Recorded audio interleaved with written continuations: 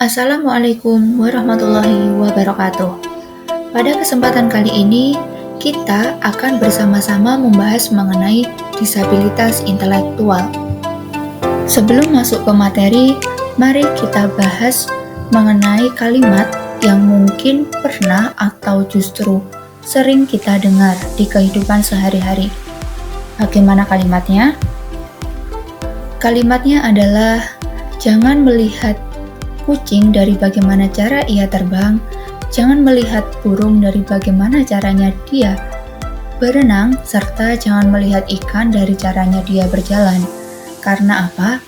Karena aspek-aspek yang telah dinilai itu tidak sesuai dengan kemampuan yang dimiliki oleh masing-masing hewan. Tentu saja kucing tidak memiliki sayap untuk terbang, tetapi dia memiliki kaki untuk berjalan serta memanjat.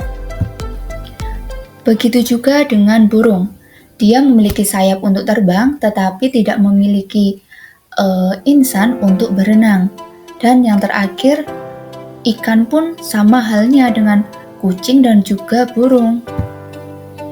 Lalu, apa sih kaitannya dengan materi mengenai disabilitas intelektual ini? Untuk mengetahui jawabannya, mari kita membahas mengenai disabilitas intelektual yang ada dalam video berikut ini.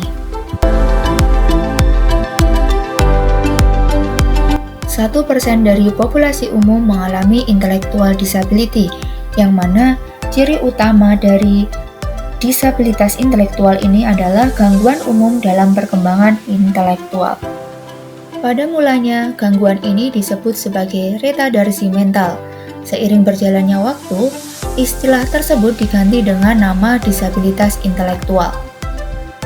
Disabilitas intelektual adalah keterbatasan individu dalam perkembangan fungsi intelektual dan perilaku adaptif, seperti kurangnya keterampilan konseptual, sosial, dan praktis dalam kehidupan sehari-hari. Untuk mengetahui apakah individu mengalami disabilitas intelektual dapat diketahui dari hasil diagnosis berdasarkan skor IQ yang rendah serta adanya penurunan fungsi adaptif sebelum usia 18 tahun.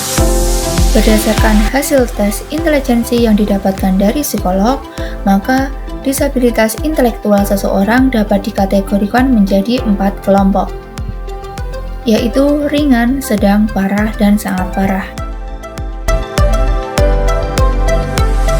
Karakteristik yang pertama adalah perhatian. Perhatian merupakan konsep yang multidimensi, memainkan peranan yang penting dalam belajar. Banyak kesulitan pada individu dengan ketunagrahita disebabkan oleh adanya kekurangan perhatian. Selain itu, anak-anak dengan ketunagrahitaan menunjukkan tugas-tugas belajar tertentu dengan kurang baik disebabkan karena mereka tidak mampu menghubungkan aspek-aspek atau dimensi-dimensi yang relevan dalam suatu masalah. Yang kedua adalah daya ingat.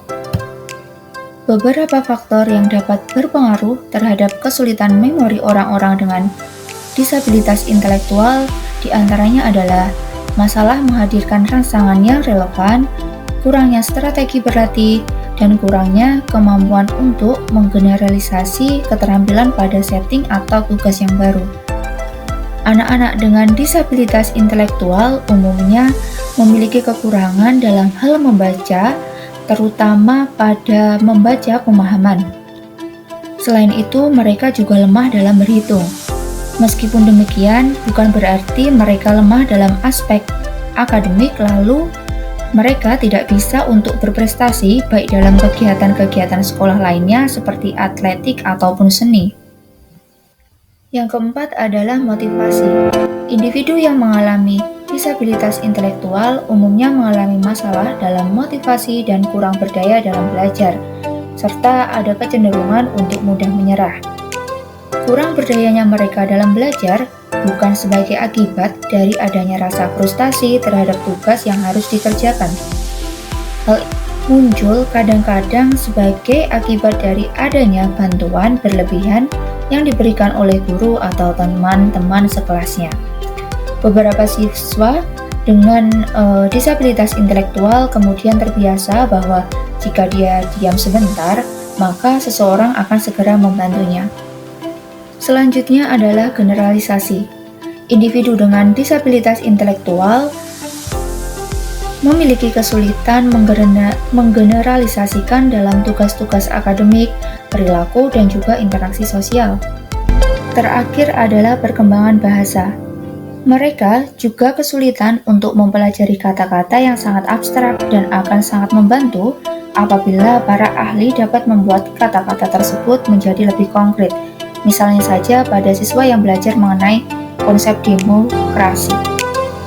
Individu dengan disabilitas intelektual biasanya disertai dengan keterampilan interpersonal yang kurang baik serta kurang penyesuaian sosial atau perilaku yang tidak matang. Nah, apa akibatnya?